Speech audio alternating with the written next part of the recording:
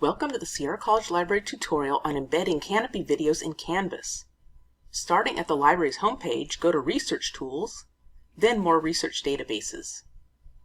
From here you can select K for Canopy, or go to the drop-down box for all database types and select Video.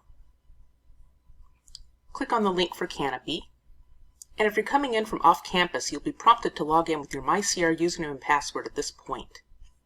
Once you're in Canopy, you can search using the search box, or select Browse and browse by subject.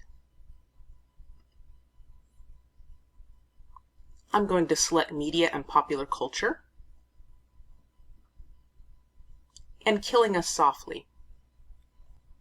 You also want to have an additional tab open to Canvas, ready to edit. Going back to Canopy, you'll select the Share button, select Embed, then copy the embed code.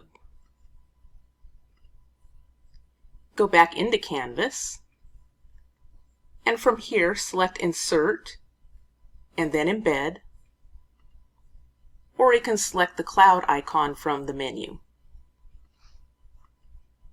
Paste your embed code into that box, and click Submit. Now your Canopy video is embedded in Canvas.